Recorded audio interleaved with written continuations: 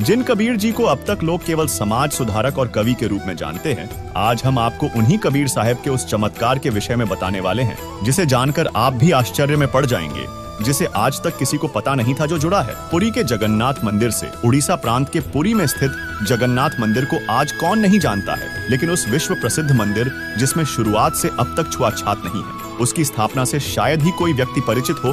तो आज हम आपको कबीर साहब के चमत्कार और जगन्नाथ मंदिर बनने तथा उसमें स्थापित मूर्ति के बनने की सच्ची घटना से परिचित करवाने वाले हैं। तो चलिए वीडियो को शुरू करते हैं। सर्वविदित है कि दुर्वासा जी के श्रापवश 56 करोड़ यादव श्री कृष्ण के सामने आपस में लड़कर मर गए थे और श्री कृष्ण की मृत्यु भी एक शिकारी के विषाक्त तीर लगने से हुई थी। जब इस घटना की जानकारी अर्जुन तथा युधिष्ठिर आदि पांचों पांडव को हुई तो जिस स्थान पर श्री कृष्ण विषाक्त तीर के लगने से तड़फ रहे थे वहां पहुंचे तो श्री कृष्ण ने अर्जुन से कहा कि मेरे शरीर को जलाकर इसकी राख को काष्ठ की पेटी यानी संदूक बनवाकर उसमें डालकर पूर्ण रूप से बंद कर देना और समुद्र में बहा देना। श्री कृष्ण के आदेशानुसार अर्जुन ने ऐसा ही किया। कुछ समय उपरांत वह पेटी बहकर उड़ीसा में पुरी के पास समुद्र के किनारे पहुंच गई। उसी उड़ीसा प्रांत में एक इंद्रदमन नाम का राजा था। वह भगवान श्री कृष्ण जी का परम भक्त था। एक रात्रि को श्री कृष्ण ने राजा को स्वप्न में दर्शन दिया और कहा कि समुद्र के किनारे मेरे शरीर की राख एक काष्ठ की पेटी में बंद है। उसी किनारे पर राख के ऊपर जगन्नाथ नाम से मेरा एक मंदिर बनवा दे। इस मंदिर में मूर्ति पूजा नहीं करनी है, केवल एक संत छोड़ देना जो मंदिर देखने आने वाले दर्शकों को पवित्र गीता अनुसार ज्ञान प्रचार करे। स्वप्न में श्री कृष्ण ने राजा को समुद्र तट पर वह स्थान भी दिखाया जहां मंदिर बनाना था, जिसके बाद राजा ने उसी स्थान पर मंदिर बनवा दिया जो स्थान श्री कृष्ण जी ने स्वप्न में दिखाया था। मंदिर बनने के बाद समुद्री तूफान उठा, मंदिर को तोड़ दिया। निशान भी नहीं बचा कि यहाँ कोई मंदिर था। ऐसे ही राजा ने श्री कृष्ण की आज्ञा मान 5 बार मंदिर बनवाया, लेकिन समुद्र ने मंदिर तोड़ने की प्रक्रिया जारी रखी। इस तरह राजा का राजकोष भी खाली हो गया और मंदिर नहीं बना। तब राजा ने निराश होकर मंदिर दोबारा न बनवाने का निर्णय ले लिया। यहाँ आपको बता दें, जब परमेश्वर कबीर जी अपने पुत्र जोगजीत के रूप में प्रथम बार काल के 21वें ब्रह्मांड में जहाँ पर तप्त शिला बनी है पर प्रकट हुए तो काल ब्रह्म ने जोगजीत रूपी परमेश्वर के साथ झगड़ा किया। फिर विवश होकर चरण पकड़कर क्षमा याचना की तथा प्रतिज्ञा करवाकर कुछ सुविधा मांगी, जिसमें से एक थी कि द्वापर युग में मेरा पुत्र विष्णु कृष्ण रूप में जन्मेगा। वह मृत्यु उपरांत जगन्नाथ नाम से पुरी नगर में समुद्र के किनारे मंदिर बनवाएगा, लेकिन समुद्र उसको बनने नहीं देगा। आप उस मंदिर की समुद्र से रक्षा करना। परमेश्वर कबीर जी ने कहा था कि मैं वह कार्य करूंगा। उसी वचन अनुसार कबीर जी संत रूप में राजा इंद्रदमन के पास प्रकट हुए तथा राजा से पुनः मंदिर बनवाने का आग्रह किया और कहा कि अब की बार समुद्र मंदिर नहीं तोड़ेगा, मैं समुद्र को रोक दूंगा। किंतु राजा ने श्री कृष्ण को सर्वोपरि मानते हुए संत रूपी कबीर परमेश्वर पर विश्वास नहीं किया और कहा कि जब श्री कृष्ण समुद्र को नहीं रोक सके तो फिर भला आप क्या कर पाओगे। परमेश्वर ने कहा, इंद्रदमन, जिस परमेश्वर ने सर्व ब्रह्मांडों की रचना की है वही सर्व कार्य करने में सक्षम है, अन्य प्रभु नहीं। लेकिन राजा नहीं माना तो संत रूप में आए कबीर परमेश्वर ने अपने रहने का स्थान बताकर वहां से आ गए। उसी रात्रि में श्री कृष्ण जी ने राजा इंद्रदमन को पुनः दर्शन दिए तथा कहा, इंद्रदमन, एक बार फिर मंदिर बनवा दे। जो तेरे पास संत आया था उससे संपर्क करके सहायता की याचना कर, उसकी भक्ति शक्ति का कोई अंत नहीं है। जिसके बाद राजा ने स्वप्न का पूरा वृतांत अपनी रानी को बताया। रानी ने कहा, प्रभु कह रहे हैं तो आप मत चूको, प्रभु का महल फिर बनवा दो। रानी की सद्भावना युक्त वाणी सुनकर राजा ने कहा, अब तो कोष भी खाली हो चुका है, यदि मंदिर नहीं बनवाऊंगा तो प्रभु रुष्ट हो जाएंगे। मैं तो धर्म संकट में फंस गया हूँ।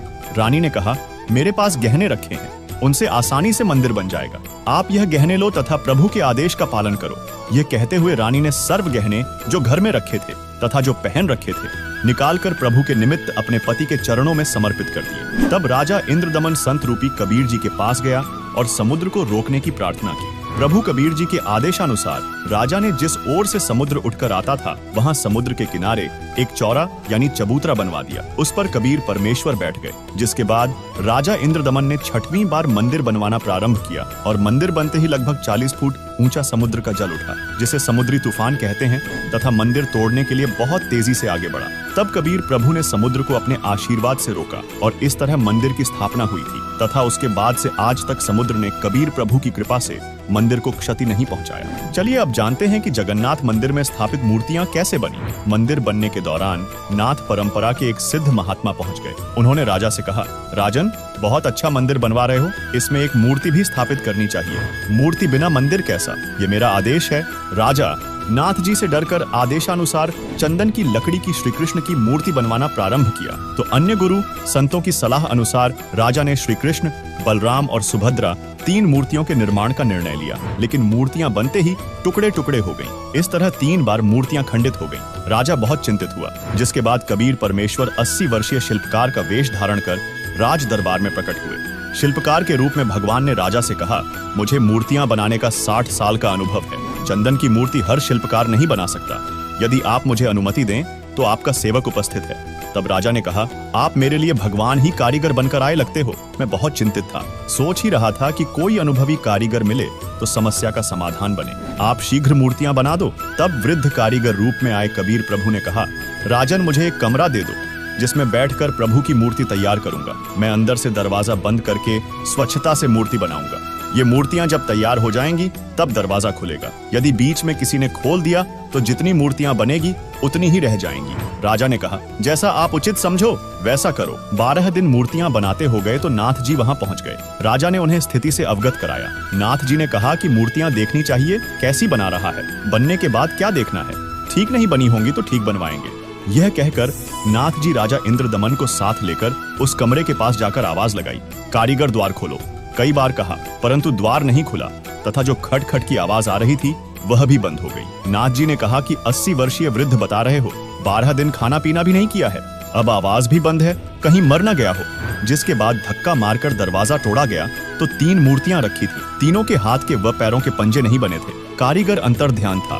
तब और कोई चारा न देखकर अपने हठ पर अडिग नाथ जी ने कहा, ऐसी ही मूर्तियों को मंदिर में स्थापित कर दो, हो सकता है प्रभु को यही स्वीकार हो। आज भी जगन्नाथ मंदिर में कबीर परमेश्वर द्वारा बनाई गई वे ही मूर्ति विद्यमान है जो इस बात की सत्यता को प्रमाणित करती है। चलिए अब जानते हैं, अन्य मंदिरों को छोड़कर केवल जगन्नाथ मंदिर में छुआछात प्रारंभ से ही क्यों नहीं है। जब मूर्तियां बनकर तैयार हो गईं, तो मुख्य पांडे ने शुभ मुहूर्त निकालकर अगले दिन ही मूर्तियों की स्थापना कर दी। सर्व पांडे तथा मुख्य पांडव राजा तथा सैनिक व श्रद्धालु मूर्तियों में प्राण स्थापना करने के लिए चल पड़े।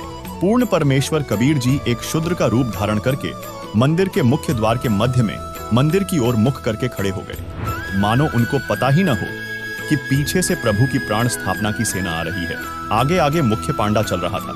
परमेश्वर फिर भी द्वार के मध्य में ही खड़े रहे। निकट आकर मुख्य पांडे ने शूद्र रूप में खड़े परमेश्वर को ऐसा धक्का मारा कि लीलामय रूप में परमेश्वर दूर जाकर गिरे तथा परमात्मा एकांत स्थान पर शूद्र लीला करते हुए बैठ गए। राजा सहित सर्व श्रद्धालुओं ने मंदिर के अंदर जाकर देखा तो सर्व मूर्तियां उसी शूद्र रूपी परमेश्वर का रूप धारण किए हुए थी। इसे देखकर उपस्थित व्यक्ति अचंभित हुए तो मुख्य पांडा कहने लगा, प्रभु क्षुब्ध हो गए हैं, क्योंकि मुख्य द्वार को उस शूद्र ने अशुद्ध कर दिया है, इसलिए सर्व मूर्तियों ने शूद्र रूप धारण कर लिया है। वही कुछ समय बाद मूर्तियों का वास्तविक रूप हो गया, जिसके बाद मूर्तियों को गंगा जल से कई बार स्वच्छ करके प्राण स्थापना की गई। वही कुछ दिन पश्चात जिस पांडे ने प्रभु कबीर जी को शूद्र रूप में धक्का मारा था, उसको कुष्ठ रोग हो गया। सर्व औषधि का प्रयोग करने के बाद भी स्वस्थ नहीं हुआ। सर्व उपासनाएं भी की, श्री जगन्नाथ जी से रो रो कर संकट निवारण के लिए प्रार्थना की, परंतु सर्व निष्फल रही।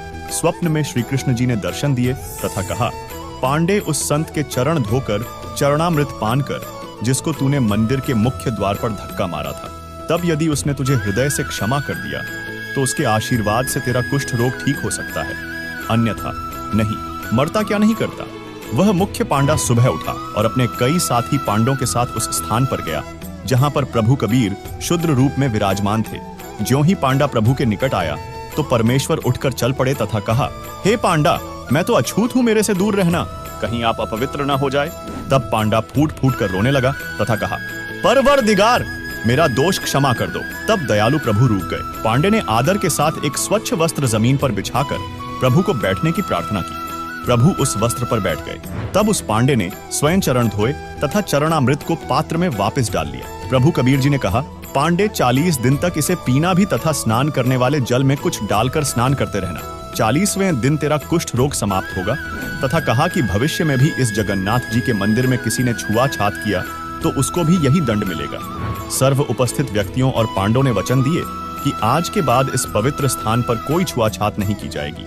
हिंदुस्तान का यह एक ही मंदिर ऐसा है जिसमें प्रारंभ से ही छुआछात नहीं रही है, जो कबीर परमेश्वर के चमत्कार का प्रतीक है। दोस्तों, कबीर जी ने ऐसे ऐसे अनेकों चमत्कार किए हैं जो इस बात की गवाही देते हैं कि कबीर जी केवल साधारण कवि या केवल संत या केवल समाज सुधारक नहीं थे, बल्कि वे पूर्ण परमात्मा थे, जिनके इस धरातल में आज से 627 वर्ष पूर्व काशी में सशरीर प्रकट होने के उपलक्ष्य में जगत गुरु तत्वदर्शी संत रामपाल जी महाराज जी के सानिध्य में आगामी 20, 21 व 22 जून 2024 को नेपाल समेत भारत के 11 सतलोक आश्रमों में भव्य समागम का आयोजन किया जाएगा, जिसमें 3 दिवसीय अमर ग्रंथ का अखंड पाठ, शुद्ध देशी घी का अद्भुत भंडारा, रक्तदान, दहेज रहित सैकड़ों शादियां होंगी।